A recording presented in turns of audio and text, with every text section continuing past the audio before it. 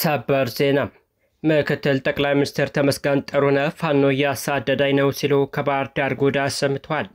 እናጠፋቸዋለን ሲሉም ዝተዋል። የህወሓትና ፋኖ ጥምረት አስክቶናል ሲሉም አፍርጠውታል። በሌላ በኩል ባለስልጣኑ ላይ እርምጃ ተወስዶባቸዋል። ይህ ኢትዮ ፖስት ነው። የምክትል ጠቅላይ ሚኒስትር አቶ ተመስገን ጥሩነህ ንግግርም እያነጋገረ ይገኛል።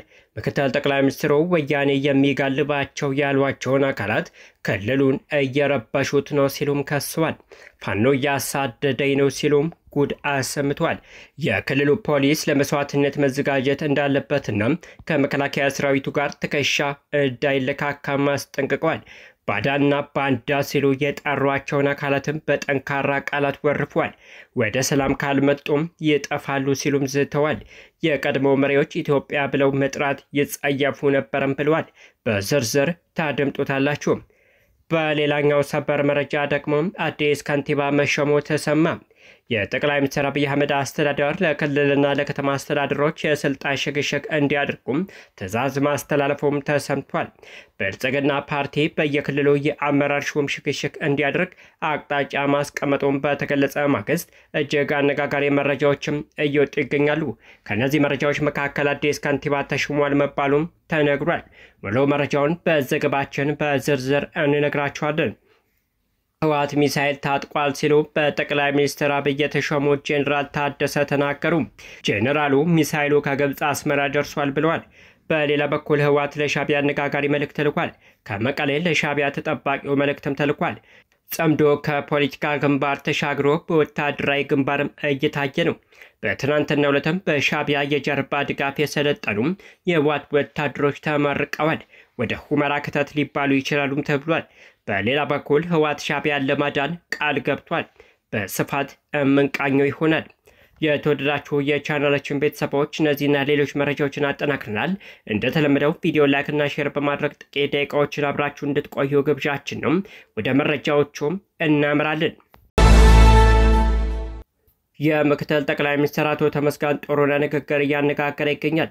ምክትል ጠቅላይ ሚኒስትሩ ወያኔ የሚጋልባቸው ያሏቸውን አካላት ክልሉን እየረበሹ ነው ሲሉም ከሰዋል። ፋኖ ያሳደደኝ ነው ሲሉም ጉድ አሰምቷል። የክልሉ ፖሊስ ለመስዋዕትነት መዘጋጀት እንዳለበትና ከመከላከያ ሰራዊቱ ጋር ትከሻ እንዳይለካካ ማስጠንቅቋል። ባዳና ባንዳ ሲሉ የጠሯቸውን አካላትም በጠንካራ ቃላት ወርፈዋል። ወደ ሰላም ካልመጡ ይጠፋሉ ሲሉም ዝተዋል። የቀድሞ መሪዎች ኢትዮጵያ ብለው መጥራት ይጸየፉ ነበርም ብለዋል። ምክትል ጠቅላይ ሚኒስትር አቶ ተመስገን ጥሩነህ በትናንትናው ዕለት በባህር ዳር ከተማ በአንድ መርሃ ግብር ላይ ተገኝተዋል።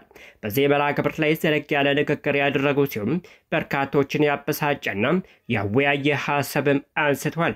ስለ ልዩ ኃይል መፍረስ፣ ስለ ክልሉ ሰላም፣ ስለ ፋኖና ህወሓት ጥምረት እንዲሁም ስለ ቀድሞ መሪዎች ጉዳይ በርካታ ጉዳዮችን አንስተዋል። ወያኔ ሲሉ የጠሩትን የህወሓት ኃይል አማራን ከኢትዮጵያዊነት ለማውረድ ብዙ ለፍቷል ሲሉ የሚከሱት አቶ ተመስገን አሁንም ወያኔ የሚጋልባቸው ሲሉ የጠሯቸው አካላት ክልሉን እያተራመሱ እንደሆነ ከሰዋል።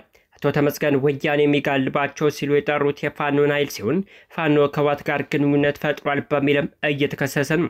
ከዚህ ቀደም አንድ የክልሉ ከፍተኛ ባለስልጣን ፋኖ የጦር መሳሪያ የሚያስገባው ከህወሓት ነው ሲሉ መክሰሳቸውን ዘግበን ነበር። አቶ ተመስገን ጥሩነህ በትናንትናው ንግግራቸው ፋኖ ከህወሓት ጋር እየሰራ መሆኑን በገደምዳሜ እንዲህ ሲሉ ገልጸውታል። ወያኔ የሚጋልባቸው አካላት ክልሉን ረብሸውታል፣ አሁንም እየረበሹት ነው በማለት ገልጸዋል።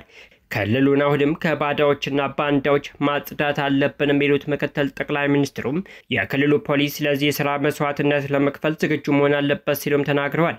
ፖሊስ ከመከላከያ ሰራዊት ጋር ትከሻ መለካካት የለበትም ያሉ ሲሆን ይህ ትከሻ መለካካት ጉዳይ በትግራይ ከባድ ጉዳት አድርሶብናል ብሏል። ይህ ማበጥ ቀነስ ማለት አለበት። በሰሜን ተፈተነናል። ሱዳንም በስፔሻል ፎርስ በሚባል ነው እየፈረሰች ያለችው። ክልሎች ልዩ ኃይል መገንባት የለባቸውም፣ መገንባት ያለባቸው ፖሊስ ብቻ ነው ብሏል። አቶ ተመስገን የቀድሞ የኢትዮጵያ መሪዎችን በተመለከተ በሰጡት አስተያየትም ኢትዮጵያን ኢትዮጵያ ብለው መጥራት የሚጸየፉ ነበሩ ሲሉም ተደምጠዋል። ህጋዊ ሰውነቱን ካጣ በኋላ ዳግም መቀሌ ላይ የመሸገው ህወሓት የጦርነት ዝግጅቱን በከፍተኛ ደረጃ አጠናክሮ በመቀጠል ተጋርጦብኛል ያለውን የህልውና አደጋ የመመከት አዋጅ አሰምቷል። ገዢው ብልጽግና ፓርቲ በይፋ ግንባር ቀደም ጠላት አድርገው የፈረጀው ህወሓት በራሱ ላይ ተጋርጦብኛል ካለው የህልውና አደጋ በተጨማሪም በኤርትራ ላይ የጦርነት ስጋት አለ ብሏል። የህወሓት ሊቀመንበሩ ዶክተር ደብረጽዮን ገብረ ሚካኤልና ጄኔራል ታደሰ ወረደ እየተመራም ትላንት በመቀሌ ባካሄደው ስብሰባ እንደ 2013 ቅድመ ጦርነት የስጋት የመመከት ዝግጅት አውጇል። ህወሓት ከስብሰባው በኋላ ባወጣው ከወትሮ በተለየ ሁኔታም የረዘመ አቋም መግለጫ በኤርትራ ህዝብ ስም ለአጋሩ ሻዕቢያ ይፋዊ ጥሪ አቅርቧል።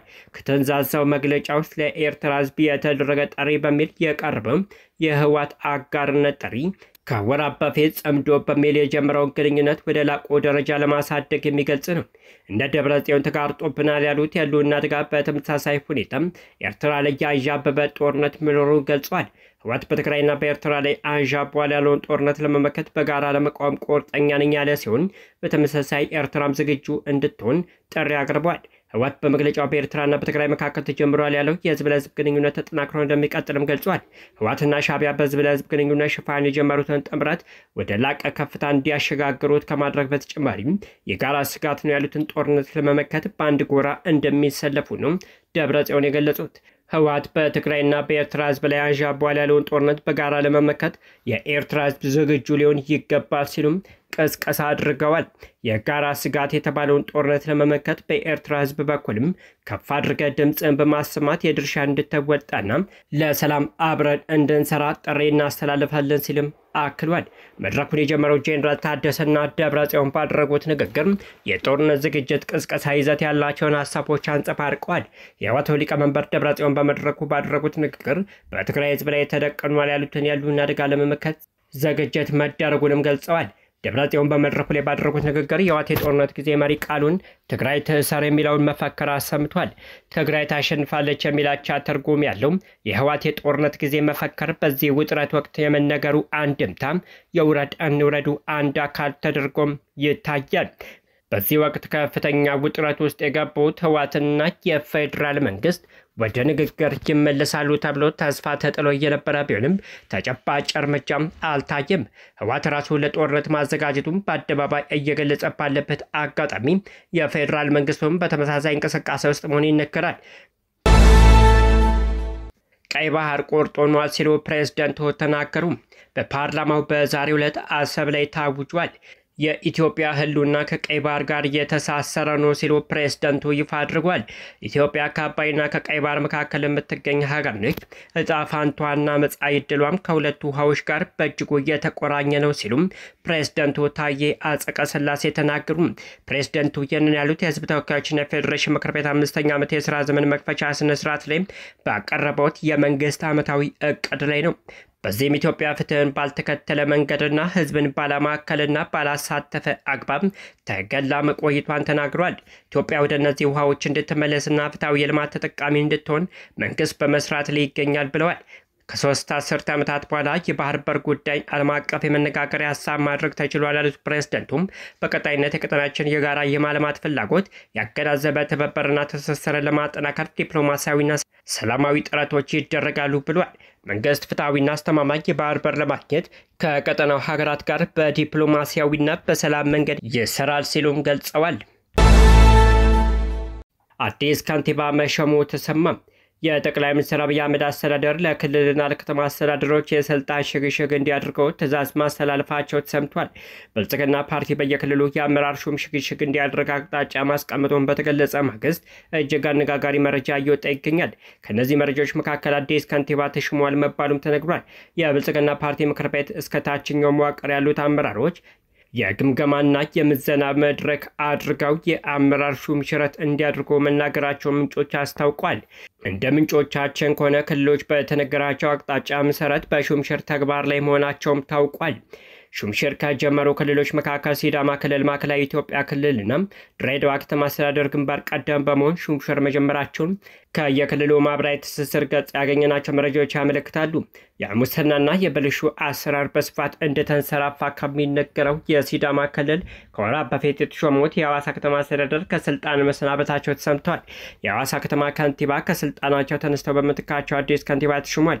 በቅርቡ የሲዳማ ክልል ባካሄደው ክልል አቀፍ ግምገማ የከተማ ከንቲባ አቶ መኩሪያ መርሻይም በተለያዩ ጉዳዮች ተገምግመው ከስልጣን እንዲነሱ ውሳኔ መተላለፉን መረጃ አድርሰናቸውም ነበረ። የክልሉ መንግስት ዛሬ ባወጣው መረጃ ከንቲባው ከስልጣን መነሳቱንና ሌሎችም የክልል ከተማ አስተዳደር ባለስልጣናት የቦታ ሽግሽግና ምደባ መስጠቱንም አስታውቋል። በዚህም የክልሉ እንስሳትና አሳ ሀብት ልማት ቢሮ ኃላፊ የነበሩት አቶ ተክሌ ጆምባ የሐዋሳ ከተማ አስተዳደር ከንቲባ ሆነው ተሾሟል።